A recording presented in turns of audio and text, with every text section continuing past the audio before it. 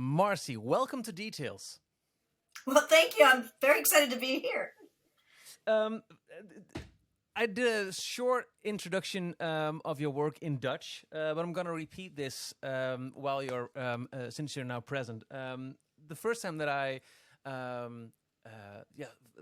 heard of your name and of your work was through this book I'm holding right here, Eat Like Walt, which is a great book. It's a modern day standard, I think, a modern day classic in the Disney book series. I mean, there are tons and tons of books on Disney and Disneyland, but this one is even for sale nowadays at the Disneyland Paris bookshop. So this is it's made its way. Well, I'm actually on my way to Disneyland Paris very soon, so I'm excited to hear that. But the fact that it makes it to all the parks thrills me beyond belief, because Eat Like Walt was my very first love letter to Walt Disney. It was just a reason to talk about him through the lens of food. I mean, I'm fascinated with food. I've done a lot of food, radio and television, but it really was a way to look at Walt through the lens of food, because he really was an extraordinary, ordinary man. And everyone eats. But then, and we'll get back to that book. Don't worry. But I really fell in love with, well, basically you, I guess, but with your work when I came across this book, Walt Disneyland, and I must admit this has been in my on my bookshelf for a couple of months, and I didn't get to reading it all that quick. But when I found the time, I started reading, and for me, I'm from the Netherlands, so Disneyland Paris you could consider is to be my home park. It's like a 5-hour drive from where I live, and it's easily the park I visited the most of all Disney parks around the world. But I can so dearly and fondly remember the first time I set foot in Disneyland Anaheim. That was in 2005, and the place just struck a chord. At that point, I had visited Disneyland Paris multiple times, and I visited Walt Disney World one time for 2-week vacation, so multiple times within that 2 weeks. But Disneyland, the original park, there's so much history. There's so much connection with Walt through all the stories that I read through the years about how he created all the rides and all his little pet peeves, and to be able to finally see it was very special. And ever since, I've never even been to the Asian parks, and I know that Tokyo is like, whoa, it's great, and I really want to visit it one day. But on any given moment, if you would ask me, where do you want to go? I would say Anaheim, because it is so of great historical importance. It is so charming.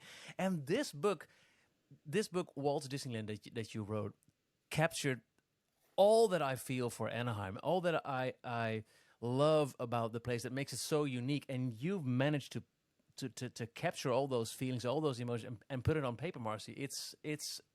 It doesn't look like much. I've got both books here. Eat Like Walt, it has a hardcover and a sleeve, and it's big, and you could consider it a coffee table book. This looks much more simpler. It's a paper bag. It's not too thick, but man, I love this book. Oh, well, it does make me tear up, and I thank you. That's very high praise from you.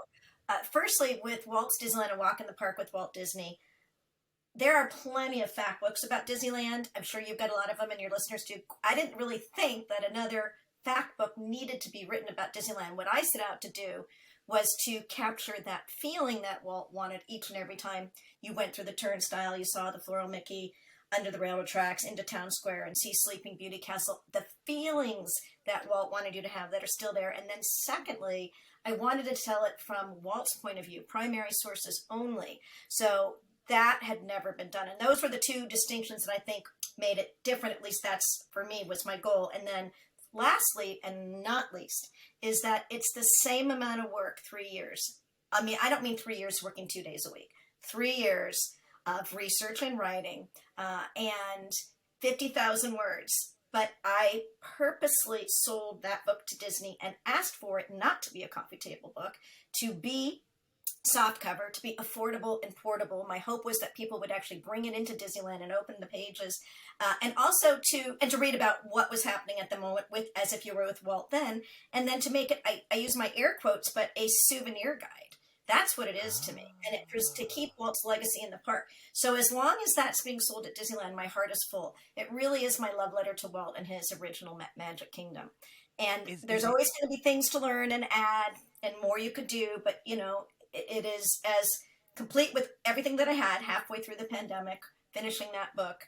And I like to emphasize, you know, in addition to the hundreds and hundreds of sources, that everybody in the book knew Walt, no exception. So whether I interviewed them personally or through archives or their own books, their own works, which is a great source for historians. Usually sometimes their memories are fresher when they write the book than when they're in their 80s, is how I was able, and then other resources to pull quotes I think that have never been heard before, told in Walt's words. So thank you for what you said, and that is, in a nutshell, why I wrote the book. What really got my attention and my heart pounding was an image on page 17, which is an excerpt from his personal calendar, which says, Walt to Disneyland Park, no appointments from July 12th, Tuesday, to July 25th, Monday. And this so captures the spirit of the book, because this is not something I've ever seen before in any official Disney book, but it says so much about, you know, this is... At this point was one of the biggest names in cinema history, even during his lifetime. But this man chose to wipe his entire slate clean to be in this place that he loved so dearly, even before the public got to see it. How did you get access to these nuggets, Marcy? The nuggets! That is one of my nuggets, so thank you. There's about 3 in the book that I think were mind-blowing to me, and that's one of them. So the access to the nuggets, in this case, came through my relationship with the Walt Disney Archives. It also extends to the Walt Disney Family Museum that holds a lot of very precious assets. We can talk about that in Eat Like Walt. So I had asked to see Walt's desk diaries several times, and I was not able to see them. You know, going to the archives is like Christmas. You write your list. Here's my wish list, what I'd like to see. And then you sit there and they bring you boxes and you open them and you hope what's in there is in there. And sometimes you find things, which we can talk about, that maybe even the archives didn't know they had. They can't read every piece of paper that's in there. The other times I ask and ask. And one of the things for this book was, could I see Walt's desk diaries? So over the course of about 3 days, they brought them to me in decades. And I knew, of course, my friends in animation history would kill for the 30s, right? You know, like, what is that? But I was, you know, really looking for the 50s, obviously, and early 60s. And when I saw that, I froze, because it was so intensely personal, and exactly what you just said, that of all the things that Walt Disney, one of the world's most famous men, had to do, he was going to open that park and enjoy every minute of it and make sure every detail was attended to and have it ready for his guests. And so that was the first time it was ever scanned and ever entered into a book. Wow. Now, you obviously know that I'm now going to ask you about the other 2 nuggets, which mean so much. Before you reveal them, Marcy, let me also include something that I've never, ever seen done before, the entire chapter 13, where you take us through what we now know was Walt's last day at the park. We all know... I think that everyone listening to this podcast knows the day that he died and the circumstances in the hospital and drawing the outlines for the Florida project on the ceiling tiles. But no one ever thought about what, when looking back, was ultimately his last day in his lovely place. So that chapter also really, I mean, just the thought of including this in the book, it really adds to the unbelievable personal touch of Walt and Disneyland in this book. So that was but what are the other 2 nuggets for you personally? Well, now I wrote down those 2 nuggets so I won't forget, but I want to go back because I consider this incredibly important, not a nugget of discovery in the Walt Disney Archives, but Walt's last day, incredibly important. That's another thing that I was asking Ed O'Valle, which I have a great story if we get to about Walt's #1 badge that he personally found. But Ed O'Valle is his primary area of research in the archives is Walt Disney. And even when I was working on Eat Like Walt, I'd come across, there's not a lot written about it, but October 14th and entertaining the recipients, we're careful to call them recipients, of the Congressional Medal of Honor. And I said, can we enter October 14th into history? And he said, no, not yet. Wait, you know, you really have to, it's like defending your dissertation with the archives when you, certain times, you know, when you are writing books. So I found out though in that conversation that what was believed to be the last, if not the last photo of Walt taken at Disneyland, and also the program and the tickets, the Walt Disney Archives didn't have those. And that happens a lot. You didn't think to save it. So they said, you're going to have to write to the Congressional Medal of Honor Society to see if they will give you permission. So I wrote to the archivist, Laura. This was a couple of years before I was, was just starting research. And she said, well, when you get closer, let me know and we'll discuss it. Now, fade out, fade in, it's the pandemic. I have moved and relocated from Northern California, where I live, to Lexington, Kentucky, this idyllic, beautiful place in the Southeast. My friend has a horse farm, and life was much easier there than it was in Northern California. So I wrote my book there, and then a lot of this Walt Disneyland book there. And all of a sudden it occurs to me, how far am I from South Carolina, Charleston? It was only an 8-hour drive. So I wrote to her and said, if I come, could you meet me? Could we discuss it? And we set a date on the calendar, and I went. Tangentially during that time, I also did 2 very important projects and research trips for this book, which was the entire Abraham Lincoln pilgrimage, because that's Walt's favorite president, mine too. And also I went to Hannibal, Mark Twain, for the same purpose, how much he meant to Walt. So I get to the Congressional Medal of Honor Society, Museum and Society. It is on the USS Yorktown in Charleston, South Carolina. It is September 2020. And all of a sudden I see these firefighters going on the ship. And I'm kind of looking around. I'm there early, of course. If you know me, I'm early. The appointment's at 10. I'm there at 9. Place hasn't even opened. And I realize it is 9/11. I'd never connected it with September 11th. So here I am, where the Civil War started at Fort Sumter over here at the USS Yorktown. And I'm just electrified, like, what? I can't believe I'm here on that day. So when I went into the office, which was on the ship, first I met with the archivist, and then I think he was a general. He was the person in charge of releasing these assets. And he said, what are you doing? And I had sent them Eat Like Walt, and so that they knew that I was a historian and was legitimate. And I said, this is very important to me to include October 14th because it was Walt's last day, and he was a fierce patriot. And I told him the quotes about his, red, white, and blue, blood and spine, and, the flag retreats since opening day, and wanting to fight World War I, but he couldn't, he was too young. And all of a sudden I'm sort of winning this tough guy over, and I think I was actually even crying. And I said, it's very important to me to enter this into history and to do it properly. And that image you have of Walt and those assets that talk about the day are integral parts of the storytelling. And he said, he asked me one other question, and then I knew who the person was that day was also receiving the Congressional Medal of Honor that day on 9/11. And I started discussing him, and he said, how do you know to call them recipients?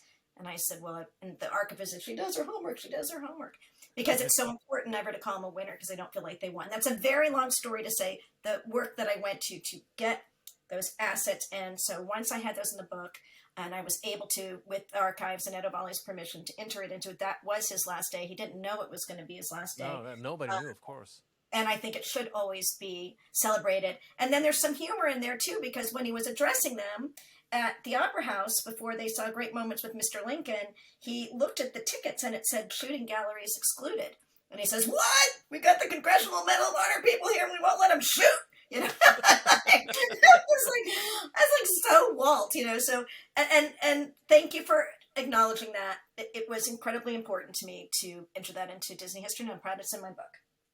Well, official Disney history. I'm not saying that others haven't written about it before. No. But in this book, it made complete sense, and it was a lovely treat.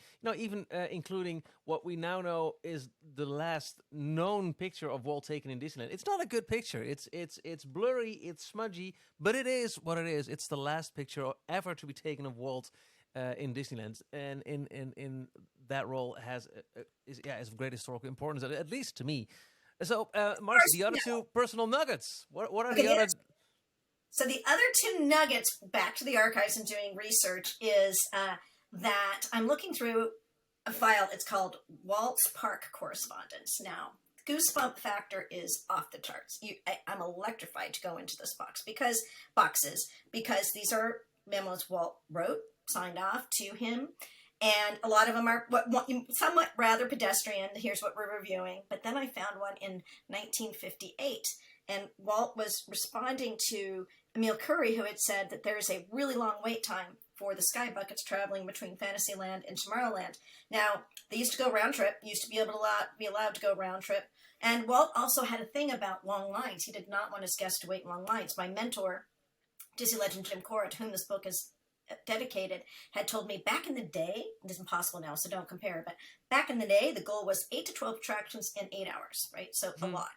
Anyway, he's reacting to these long lines, and he says, you know what, perhaps we should establish a single rider line and ask strangers to buddy up and ride with others. I'm paraphrasing. We should establish a special single rider line. So Walt didn't get that figured out in 1958. I'm not sure anybody ever knew that. It was buried in all these other things. It was one line. I gotta have it. And so that was a huge nugget. And, you know, again, I'm very appreciative to the Walt Disney Archives for allowing me to scan that and to actually show the memo, which oftentimes isn't the case, and that's in the book. Next thing you're going to tell me, you found it in a box that he first mentioned Genie Plus. If that happens, exactly. Oh, I've been taught by my mentors, by Diane Disney Miller, Walt's daughter. We never speculate. We never posit what Walt would say or do, but one has to imagine some of these things would, blow his mind. The third one is I was reading interviews with Herb Ryman. I never met Herb; he passed away long before I started writing. But these are all first account stories, and he says that I'm going to give one little preface, which is when writing books like this, or what I do, Marty Sklar had always said to me, and so did Jim Cora, Disneyland is for people going the first time or the 100th time. There's always that balance. So some of these things I put in, and I know like the very frequent, I'm a Disney geek first and foremost. I'm the reader as much as the writer. I'm a pass holder. I know a lot of things like a lot of things, but sometimes you have to put the things in because a lot of people reading this book may never get to Disneyland, only there once. Okay, so when Pirates of the Caribbean was being created, Walt had made the decision there wasn't enough room for the show building inside the berm, so he announces we're going to go on the other side of the berm, the train tracks. Yeah. Okay, we know that. So now the reason that there is a drop in California's Pirates of the Caribbean is only to get us, it's a way to get us underneath the railroad track. It's a thrill, but that was its purpose. So Walt says to Herbie, all right, Herbie, sorry for I do this, but voice. Sorry, hey, Herbie, we got to figure out how we're going to get the guests down 26 feet. So he comes back, and Herbie's got these drawings, and he says, we got them going down, and they're getting wet, and they're laughing, and there's a lot of splashing, and Walt says, Herbie, can I take those plans home? Which he did a lot of times, Another time he did it was with Tom Sawyer Island. It's still exactly the way he came back with it the next day. So he comes back with the Pirates of the Caribbean and drawings, and he says to Herbie, I changed your idea. See, they're going to go down, they're going to go along, they're going to go down 12 feet. But then they're going along, and they're going to go down again, and they'll never see it coming. Now that's better, isn't it, right? So that second drop, I'm paraphrasing again, I have the exact quote, that second drop is purely Walt Disney, purely to give like that extra surprise and delight that we would call it now. So I cannot ride that attraction every time we go down and actually talk about, tearing up. I always say, thanks, Walt. I found that to be a real nugget too. This is one of the things I now remember when I said I first visited Anaheim and first found myself in the place where of which I've read so much. I remember distinctly going to this and help me out. This is not my home park, Marcy, but the railway station near New Orleans Square. Does it have its own station, or is that the Adventureland station? Its own station now, yes. Okay. I remember standing there and looking at the facades and knowing this is all built and this is why Pirates is going down here. Seeing the place, I've read, it was supposed to be a wax museum and it didn't work, so they shut down the idea for a couple of years. And then, like you just told, let's take them underneath the railroad track outside of the berm, and knowing how that show building is covered up with great scenery, and just standing there and seeing it in person. That's what makes Disneyland Anaheim so very special to me. I've got bookshelves filled with books, and I've read them all, and I've seen all the documentaries. But being there and seeing it in real life, nothing comes close. Yeah, I feel the same way. And there's so much of Walt there. If I like some of the stories that I also love, trees. So important to Walt, landscaping. And Rolly Crump, whom I've had the opportunity, Disney legend Rolly Crump, to sit with at his home twice, told me the story that when they were planning the new the Tomorrowland remodel, Bill Evans, the famous landscape, also Disney legend, Bill Evans, landscape designer, had found this multi-trunk reclinata tree. I believe it was in Santa Barbara, and he said, "Hey, Walt, I've got the perfect tree for Tomorrowland. We should get it." Walt kept saying, "Yeah, one of these days. Yeah, one of these days." Well, then he died, and they didn't have the tree, so Bill Evans went with his own money and truck and bought that tree, which I believe at the time, early 1967, late 1966, was $3,000, in that range. And he trucked it down to Disneyland, and he called Rolly, and he said, "Rolly, we're going to plant this tree in Walt's honor at 3 a.m. And they planted it together and purposely put it near the Carousel of Progress and the Utopia, two of Walt's attractions, and it's still there, you know. And it was planted with love, and it was planted as a memory for Walt, and it was something that Bill Evans did 100% on his own because he believed it should be there at Disneyland. And it just, so when they were doing another sort of refresh of Disneyland, my daughter was down there. She goes to a nearby university, and they had put all of those screens around the tree, Rolly's tree and Bill's tree, Walt's tree. And she sent me a picture. She goes, "Oh no, Mom, I think they're taking the tree away." I'm like, I am panicked. I'm like, they cannot. And so I called her, and they didn't. They changed the area around it, but it's still the original tree. Since I believe it was planted early 1967. Marcy, you know a lot of Disney. You wrote 2 books. Third book is coming up. We're going to talk about that in a few minutes because I believe it's going to be a treat for everyone, even if you're not in a possibility to visit Anaheim anytime soon, because it's filled with stuff you can do around the world. We'll get to that in a few minutes. But what turned you on to Disney? What turned you into this great Disney, well, and I mean it in a lovable way, geek? I am a geek. I'm a total geek. I'm raising my hand at D23 Expo. When I did my talks, and I actually did the live stream going into the parks panel, I'm like, I am a geek and a proud geek. I'm also an enthusiast. I don't call myself an expert, but I call myself an enthusiast. But to answer your question, I know it was the one day a year that I got to go to Disneyland. My grandparents would take me. It was always the best day of the year. Never wanted it to end, yet at 11 o'clock or midnight, whenever the park closed, my grandfather would carry me out. I distinctly remember that. I was exhausted, but it filled my tank for the next 364 days before I could go. And, my grandfather also did very special things like Main Street Electrical Parade. He was just wowed by that. And he was a big reader, and he would bring his library books and a blanket, and he would sit for hours and hours and hours so that we could sit and have a great view of the Main Street Electrical Parade. So that feeling that I got, and I don't remember the first time I went, but maybe like thinking I'm 7, is the same feeling I get now. And it's just purely magical. And I think the reason why, I'll rephrase that, I know for me, the reason why I write at Disneyland so much is because I believe Walt's DNA and spirit are still there. And it's infused. It's impossible not to feel it.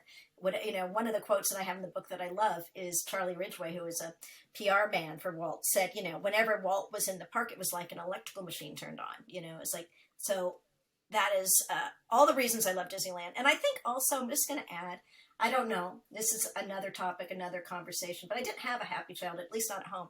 And so my grandparents were like my saviors. So I think maybe when you get one really, really good day out of the year and it's Disneyland, it's even more impactful. Wow, that's beautiful. Have you visited other parks besides a Disneyland resort? Of the Disney parks, yes. Yeah. So like Walt Disney World or the Asian parks, or I've become a huge fan of Walt Disney World. I defend that. People are always asking me what I think the difference is, because it's really what you grew up with, number one. That's what I find. If you grew up with Walt Disney World, that's your park. Or, you grew up with Disneyland Paris, it's your park you grew up with. But I believe that Disneyland is a treasure chest. And even though we're always told that it cannot be a museum, that's what all the current thinkers at WDI, Walt Disney Imaginary, is saying, and they are Walt's conscience as far as I'm concerned. I understand that, but I also would make the argument he didn't know there was going to be 6 castles and 12 parks. He knew about Walt Disney World then, right? So I've spent a lot of time at Walt Disney World, and I consider that a treasure chest because it's abundant and it's overflowing. And also, even in the book that I co-wrote called Delicious Disney, Recipes and Stories from the Most Magical Place on Earth, that came out last year, still selling great. Pam Brandon has written 21 cookbooks for Disney. And she has been in PR for 30 years. I don't want to be in the cookbook business. I happen to have books about food because, you know, Eat Like Walt has recipes in it, but it's not a cookbook. And so we decided, let's just do something for the 50th. And so I wrote this narrative and the stories and helped choose the concept art for that book. But really, my only reason for doing it was to keep Walt Disney in Walt Disney World. That continues to be something that's really important. The other parks, I have been to Hong Kong twice, but it's been a long time. And I've been to Paris once, and I'm going this weekend. I can't believe it. This weekend? Oh, wow. Yes. I have friends. I know I have a short time off and a gazillion miles, and friends said, do you just want to go for 5 days, which is kind of in that window of kamikaze. You just can't really get too turned around, so you just go and do it and come back and be grateful for all the opportunities. And so I have been there. I have not been to Shanghai, and I have not been to either parks in Tokyo. And I really want to go. My big goal is to see all the parks. Yeah, that's on my bucket list as well. But like I said, if I had the opportunity to transform to any place in the world right now, bam, it would be smack down in the middle of the Disneyland Resort in Anaheim. To go on the subject of Eat Like Walt, when people visit Disneyland, so the Disneyland park, what food item, based on your knowledge and love of Walt and Walt's life, cannot be missed? What should every self-respecting Disney fan try at least once or eat as much as he or she can when visiting Disneyland? Well, that's a big question. So one thing I know, Eat Like Walt really was sold as a culinary history of Disneyland, and had Walt intended for this was my, what I was thinking about when I was writing the proposal, had he intended for the food experience to be immersive and entertaining like the attractions. And he had, it was really kind of a revolution what he did. And so if I look back, like what Walt in his day, of course, hot dogs, you can never go wrong with a hot dog if you want to eat like Walt. They sell chili, in the park many places. Yes, he loved his chili, and that one seems to have stuck as being, one that they keep repeating at the parks. It's a good choice. I was not going to say it's the only one. But I would say go to the Plaza Inn at the across from the hub. It was first Swift's Red Wagon Inn in Walt's day. By the way, when Disneyland opened in 1955, Walt didn't have the bandwidth to operate what he called his feeding operation. So every single restaurant, eatery, counter service was run by somebody else. But by 1965, he had taken almost all of them back, including what was Swift's Red Wagon Inn, and he renamed it the Plaza and completely remodeled it. And that's significant for a couple of reasons. Another memo I found for Eat Like Walt, that was one of those ones that was the nugget when Walt said, the hideout stays, and, meaning he had a secret room that he wanted to have there, still there. And people were saying in 1954, we got to cut. We can't do this in a year. You're spending too much money. The hideout stays. So the first hideout Walt had was in Swift's Red Wagon Inn for 10 years. It was, if you're looking at the Plaza Inn, it would be on your right side behind the right atrium. And you can still see those original triptych windows, which is why I put the photo in Walt's Disneyland. If you go to the first aid and you look at those windows, those are the ones that Walt had when he had his big Disney room. But when he was remodeling the Plaza Inn to become his own, they needed that Disney room, his big room, and you can find it there in the hub chapter, to be a new kitchen. I think now it's actually a dishwashing room. Sent John Hench to UCLA to do some research, work with Dorothea Redmond and John, redesign the Plaza, and he loses that Disney room that he had for 10 years.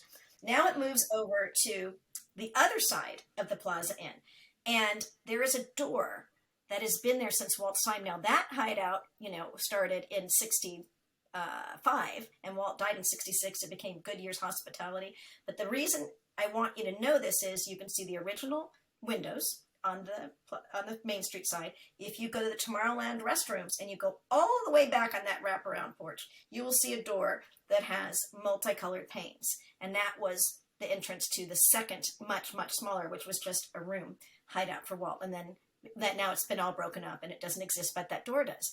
The story or the plot thickens when I was invited to have a private tour of Walt's apartment for the purpose of possibly consulting on things they could do that might be, little additions, little thoughts I might have.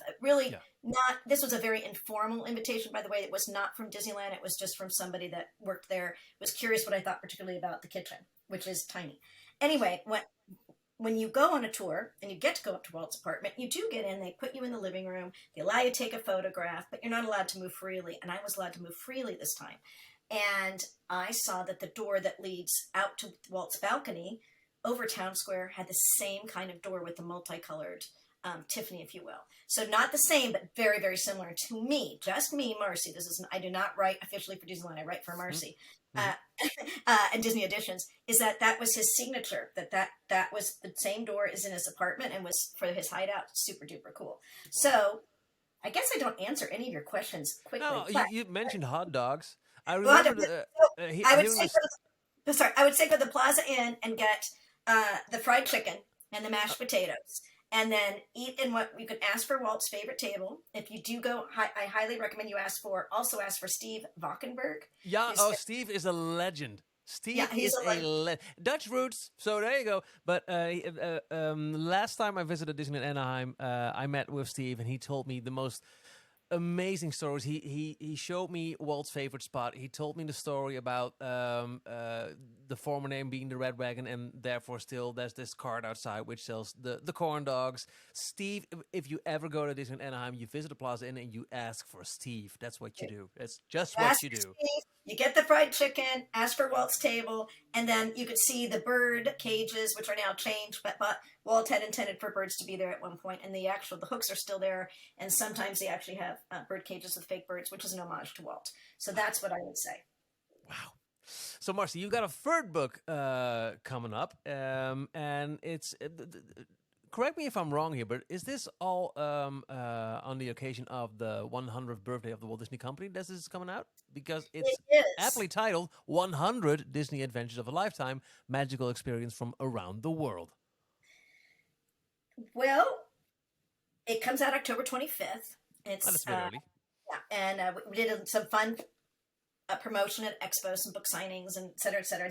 Joe Rohde was my dream to write the introduction, and he said yes. And then I couldn't believe it when Joe Rohde said yes. And then when I invited him to be on the panel, he said yes. I really, really, really couldn't believe it because he's just so remarkable. But I had done the Walt Disney World, Recipes and Stories for the Most Magical Place on Earth. That came out in September of last year. Walt's Disneyland, remember, 3 years, even though, like you said, it doesn't look like much. 3 years, that was finished in July of 21. And as they are going to print, my editor sent me an email, can you talk today? And she says, well, National Geographic is going to throw their hat into the ring for the 100th anniversary of the Walt Disney Company with the book. And I wonder, would you like me to throw your hat in the ring? And I said, no, I really did. I mean, I couldn't imagine after those two books, simultaneously, half of it during a pandemic, I had the ability to do that, or even the brain power.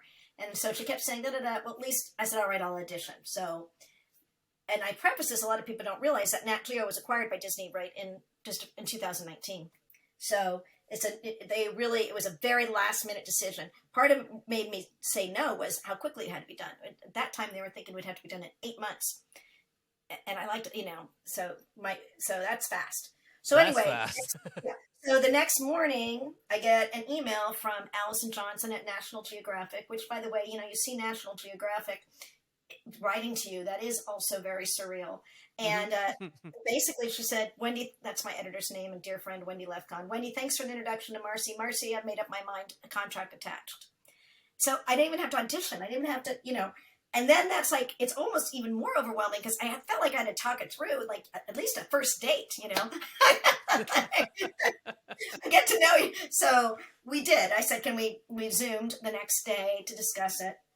And it's turned out to be the most amazing opportunity. It did we ended up spending a year on it, but to this day, I don't think it could ever be done that way ever again, that fast, because trying to get it ready for the anniversary. So we started out with probably, Nat Geo had vetted all the major heads of the departments, the cruises, the parks, the studios, what do you think is, I don't call it a bucket list, by the way, I call it a wish list, because to me, bucket list implies like, oh, you're dying or you got to get wish list forever. So I call it a wish list. And so they had maybe 50 or 60 things they presented to me. And I have to say, they gave me you only had to double it. Well, I did double it, and a lot of what people said, this is where I have so much respect for Nat Geo, Allison Johnson, Lisa Thomas, everyone there. I mean, if I said I don't agree with that, they said okay, okay. Or I want to add, like I said, They don't remember, they're Nat Geo people. They live in their yellow rectangle. They're very, very smart. Very smart. So I had to teach them what blue sky was. And I would say things like, well, of course we have to have pin trading. And they'd be like, what's a pin trading? You know, they didn't know these things. But it's all, so because what I explained to them that was so important to me is there has to be a balance of achievable and aspirational. And then going back to that Disneyland analogy for the first time or the 100th time, some of these adventures are extremely simple, but in my opinion, they're adventures like walking down the Main Street USA of every single park, Castle Park. You know, free. I mean, essentially free, right? You want to get into the park, but it is an adventure of a lifetime. So the other fun thing was, I said to them, I asked them for Joe Rohde. That, you know, I said he's the they ultimate. had no idea. And then I said, you know, if we could ever have ephemera in a book, I'm telling you, it would slay. And like they said, what do you mean? I said, well, I have this idea for a map, and it would be called The Happiest Adventure of Them All, and it would be everywhere Walt went in the world that. Or many places, you can't put them all, in the world that influenced Walt for either the parks or movies. I said, okay, we've got 10 cartographers on staff. Do you want us to assign you one? So in the deluxe limited edition that is covered in linen, and it has 23 bonus adventures for 23 that, you know, because there's always, nice, you know, shift. Nice. And it has a map. On one side is the happiest adventure in the world. And in the back side is the wish list so that you can mark it all off. Oh, you got it right there.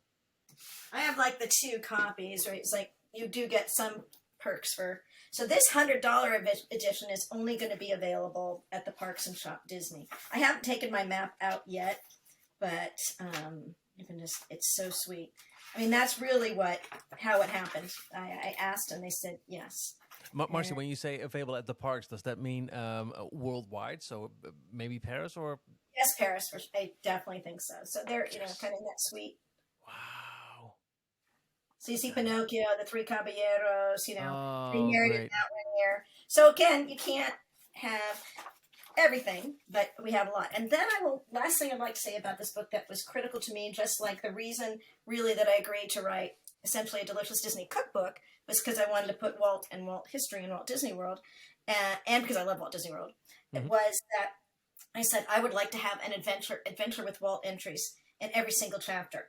And again, they said, sure. I said, but let me be clear about this. These are going to be the places that influenced not just the legend, but really the man. And they are not Disney property, you know, which I don't know everybody would do. They said, okay. So it's really important to me. So now we have things like Walt Disney Family Museum, Walt Disney Hometown Museum in Marceline, all the influences from Marceline, Walt's Barn, the Carolwood and his train. We have, of course, the merry-go-round in Griffith Park, the Chicago birthplace, Uncle Robert's home. Uncle Robert is where Walt came in 1923 when he lost Laugh-O-Gram on Kingswell, and Walt's granddaughter, Joanna, and her 2 sons, Nick and Sebastian, are restoring it, and they just gave me a tour last month, a private tour. Oh, really? Yeah, so they're completely restoring it, and it is also, they're doing a replica of the garage, which was the first Disney Brothers cartoon studio. That's also in the book because it's very... This is somewhere you can visit? You can visit the original garage. It's at Stanley Ranch Museum. When you go to Disneyland, and any of your listeners go to Disneyland, look up Stanley Ranch Museum. And it is in Santa Ana, like 10 minutes from Disneyland. The original garage with the counters that Walt built and with scrap wood. Same way as Walt's Barn, which is in Griffith Park. A lot of those benches and tables Walt built with his own hands. And then what Joanna's doing on Kingswell, where Uncle Robert's home is, and then Aunt Charlotte's, they have a complete faithful replica of the original garage, because Walt rented both a room from Uncle Robert and the garage from Uncle Robert. The home is not going to be for tours, but it is in the LA Conservancy, and you can certainly drive past it, and I think it's worth the drive. So there's achievable, aspirational, tons of Walt sidebars about Walt that other people said, and these things that are probably none of us are going to do, like the trip, the Adventures by Disney trip that's now going to go around the world to all the parks, you know, in 24 days. It's $110,000 a person. Well, you know, but you want to read about it, you know. Yeah, definitely. You know, I'm not from LA, so I don't get to spend there as much time as I would love. But I had this rare opportunity. I think it was in 2019. a friend of mine who works at the parks, by the way, invited me over for a very special event, and I thank her to this day. I stayed at her house. She's a good friend of mine, Nicoletta. And on the day where I had to fly back to the Netherlands, that was an evening flight, and I had some hours off. And her husband said, you know, she's off to work, but you can borrow my car. I'm just going to stay at home and watch Netflix all day. So have a ball. So I took the car and I took it for a spin to see some of the places that I wouldn't maybe visit when I'm with my family, not to burden them, as to speak. So I went to see the merry-go-round in Griffith Park, which was... You know, walking down there, I FaceTimed a very good friend of mine who's also usually in this podcast. And just by hearing the sound of the merry-go-round, he knew, oh my God, are you there? And that moment I'll never forget. But I also remember I looked up where I could find one of Walt's former houses. So I found it, I looked at it, and I remember this from old footage. And then I went back down the hill, and I don't know where I was heading, but I drove down from this place where he used to live, and I see this road I cross, and I think, wait a sec. So I parked the car, I checked my phone, and I then knew for sure that on my left-hand side is, I believe it's a supermarket right now, but is the place where the first Disney studio used to be. And there's still this plaque, you know, at the lamppost. And then I realized, oh my God, I just, without even knowing it or planning it, I think I may have just done Walt's daily routine from home to work. I think you're probably at Woking Way, the storybook house, Woking Way, that's way up on home. And now it's owned privately, but they do tours of that. And the way you obtain it, they do. And my good friend, I really adore Dusty Sage at Mice Chat. Dusty does offer tours. So if you follow micechat.com, you'll find out when there's opportunities to have a tour of Woking Way. And those things that you're talking about, the Hyperion Studios that's now at Gelson's, is also in Disney 100 Adventures of a Lifetime, even though it's a Gelson's, you know, to see where... You have to be there, right? Uncle Robert's home. Yeah, you know, I mean, I think it's all really, really important. And again, hats off to Nat Geo, because they completely embraced and were so enthusiastic every time I wanted to add something. And I'm a crier, and I'm so emotional why I think it's so important that if you want to connect with Walt, there's a lot of ways to do it. You can watch a movie, you can watch D+, you can go to the parks, you know, I'll read some of the books that influenced him. But to actually, like what you're saying, make that pilgrimage, same kind of pilgrimage I feel like you make when you go to Marceline, which is very, very important. And, you know, I'll keep you apprised, because I'm going to do an event there next year within Marceline, Walt Disney Hometown Museum. So we're planning it now. It's going to be pretty special. And we're trying to come up with some very specific Walt things to do. Besides see the Disney Family Farm, which you'll be able to see, be able to go to the original, well, go to the barn, his original barn. It's been redone. Obviously, it's not the original barn, but it's in its space on the Disney Family Farm. Walk down Main Street, USA, Kansas Avenue. See, which you can see in Walt's Disneyland, and walk in the park with Walt Disney. The Zurcher building, which is definitely an influence for Coca-Cola Refreshment Company. Yeah, and that is something in Walt's time, when he was just there less than 5 years, the Coca-Cola Refreshment Center at Disneyland, and still like Casey's that we have at Walt Disney World that's on that corner, was influenced by the Zurcher building, and it did have a Coca-Cola mural on it during Walt's lifetime. And it's since been restored, right? But also back there was a funeral parlor. And Walt's big brother and business partner, Roy, used to, when they were in Marceline, they did a couple things together, but one of them to earn money was Roy had a job in sweeping up, and he'd like to take Walt with him and help him to get some pocket change. But Walt said, I found a quote where he said, Walt said, well, while Roy did all the work, I laid in the back of the hearse and pretended I was dead. This is whatever year, let's guess 1907, 1908.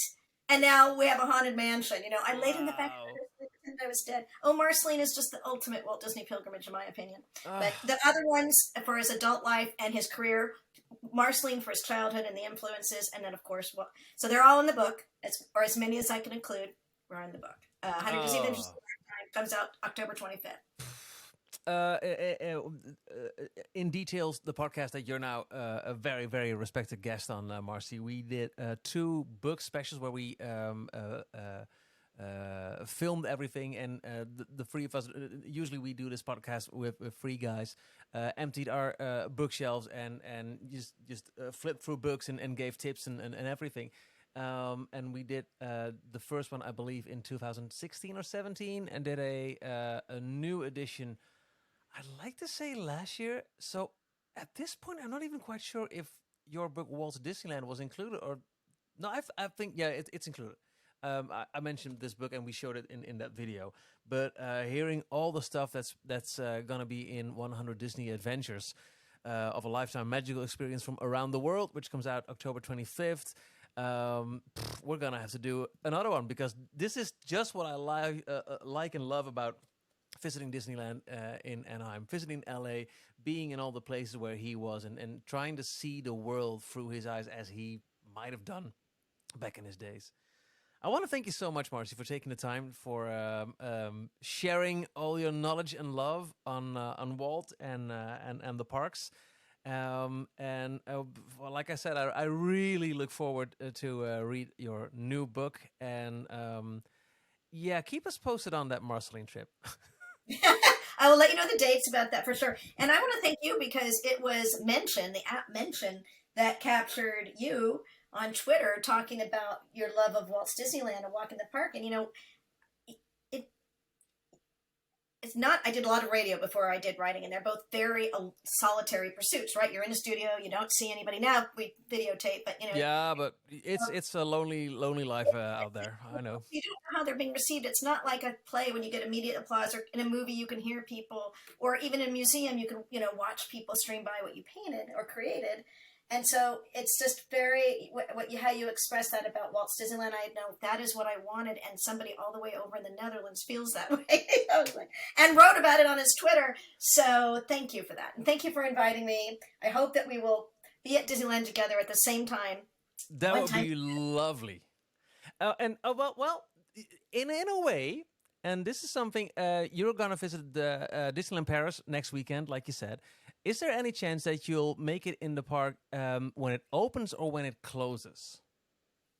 For Disneyland Paris? Yeah, for the day. So at opening time or closing time, is there any chance that you'll visit at one of those 2 points? Yes, because I'm definitely a rope drop person. I'm not so much a night person, but I am definitely, for sure, I want to be there, yeah. Okay, so hear me out. When the park opens and when it closes, there's a whole slew of information that's being blasted out of the speakers in all European languages. So in French, obviously, English, obviously, but also in German, in Spanish, Italian. And it's all done by two people, a man and a woman, and they alter in the different languages. But there's one person that's not the other two persons, and he does the Dutch spiel. So he'll go something like, welkom in het Disneyland Park. Or when you leave, it might be something like, bedankt voor je bezoek aan Disneyland. We hopen dat je een fijne dag hebt gehad. In a way, if you hear that, we'll be together in a Disney Park. I love that. How did you get that gig?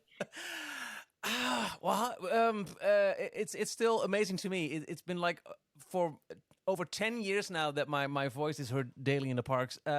It happened when the people who do the PR for the Netherlands, so the Dutch Disneyland Paris office, they weren't too enthusiastic. Let's put it mildly, about the Dutch spiel done by the woman who's obviously not a Dutch native speaker. It sounded a bit funny. So for years and years, they asked the management of the park, can we please insert a native speaker? And all the time, the answer was, no, not possible. And then I want to say like a month, maybe 2 months before the 20th anniversary, they finally, and out of the blue, the request was greenlit.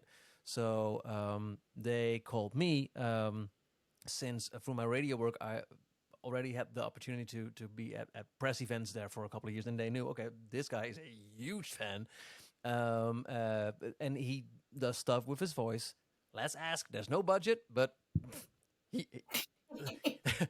what are the odds that he'll say no? And they were right. So yeah, that's one of the biggest achievements in my career, being a small yet a daily heard part of Disneyland Paris. That is the coolest fun fact ever.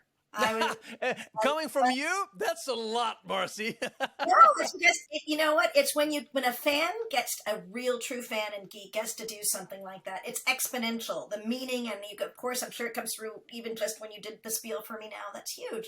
No, I love that. I mean, I'll do a lot of things for free. I mean, I go on Disney cruises, for free. Do a few talks. Are you getting paid? No. Are you getting paid? Yes. Yes is the bigger answer. So.